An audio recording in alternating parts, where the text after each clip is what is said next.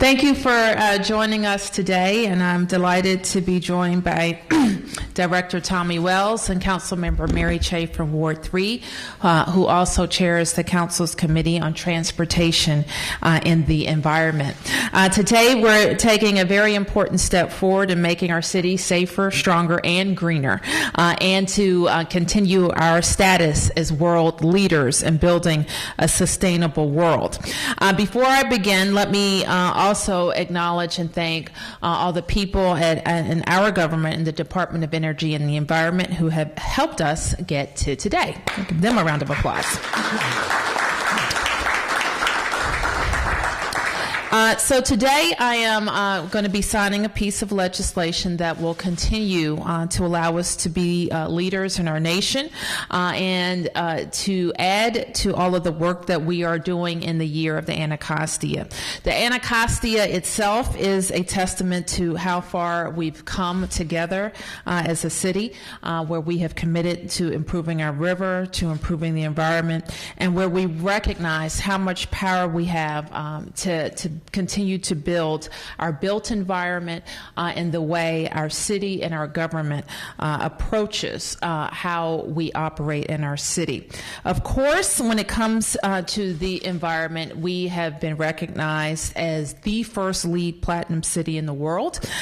We have completed and built on our Sustainable DC plan, our Climate Ready DC plan, and in the next few weeks, the DOEE will also release our new Clean Energy DC plan. And with these plans, we're doing more than studying. We're putting things in motion, making commitments and investments that will commit future mayors for decades and decades, future councils for decades and decades to take care of our city. We can't wait another day, we all know, to mitigate the effects of climate change. And that's why I joined C40 Cities. It is a global collection of world mayors focused on the Paris Climate Accord. I guess it's been a couple years ago now that Tommy and I and our team went down to Mexico City after the events of November 2016 to affirm to the world that our city and other American cities would be there to help our nation meet our agreements. And today, Washington, D.C. becomes the first American city to establish a green bank. And with this bank, we will leverage private capital to finance projects and promote and defend our DC values. We will build a more equitable city by increasing our investments in clean energy and energy efficiency across all 8 wards.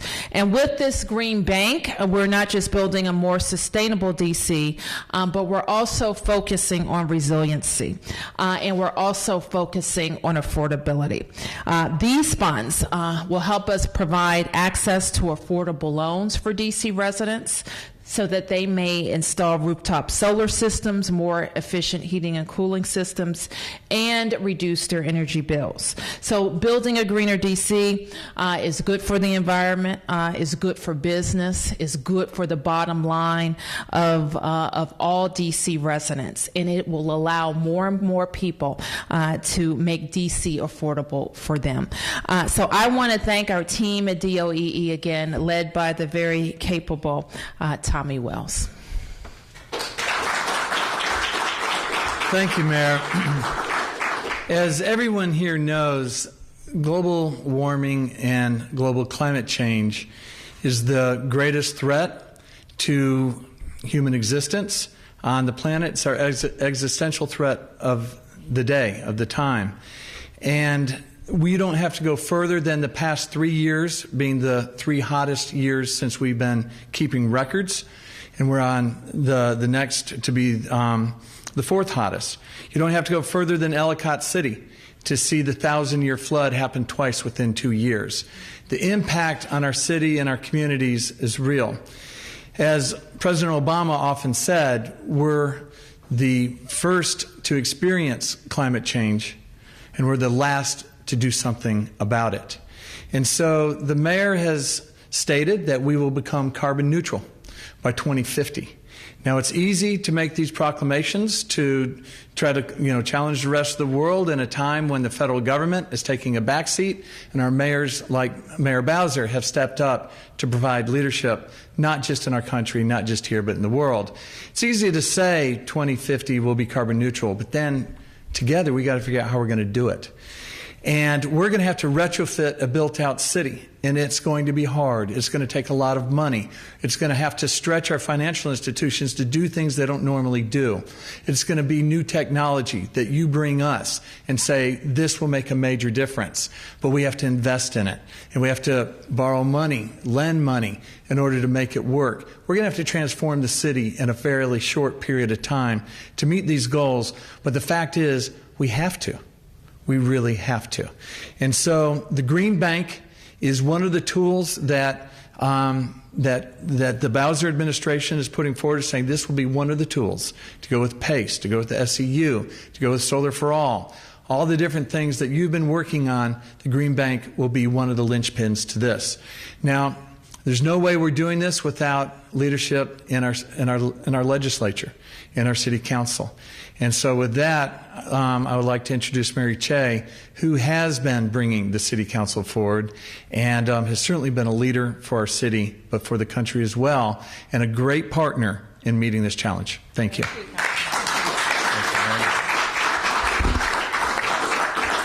Thank you, Mayor Bowser and Director Wells. I'm delighted to be here today. And thank you, Mayor, for your work in introducing this piece of legislation. But this is just one bill. The district, as the Mayor mentioned, has committed itself to the Paris Climate Accords, committed the district to 100% greenhouse gas emission reduction goal by 2050, and commitment to fight to prevent the catastrophic effects of climate change, which will be unquestionable unless we take action. And that is a commitment all across the board that the executive and the legislature have in common. Climate change, and I don't have to tell anyone here, is the most prominent environmental issue of our time. And for over a decade, the district has operated, programs with the purpose of mitigating its effects by expanding clean, efficient, and sustainable energy use in the district. The significant public investment in programs and institutions like the Sustainable Energy Utility and the Solar for All program have helped keep energy use in the district largely steady in recent years, which of itself is an achievement, even as our population has increased materially. However, the per capita reductions we're on track to achieve thus far are insufficient at this time to achieve our commitment to reduce the greenhouse gas emissions by 50% by 2032 and 100% by 2050. If the district truly hopes to get to those goals, we have to drastically increase the amount of private as well as public investment in energy efficiency and renewable energy. And so with the establishment of the Green Finance Authority, or as we affectionately call it, the Green Bank, and passage of Bill 22257, we've taken a really significant step toward our goals. If the authority operates as intended, it will be a catalyst for a significant expansion of private money, private investment into energy efficiency and to renewable energy and energy storage in the district. However, the Green Finance Authority potential will not be realized if it's not adequately capitalized. The bill we're celebrating today has an initial investment in the authority of $7 million over 5 years, $7 million annually over 5 years, from the Renewable Energy Development Fund to the authority for a total of $35 million. However, the Green Bank study that DOE has performed recommends $100 million in capitalization over 7 years.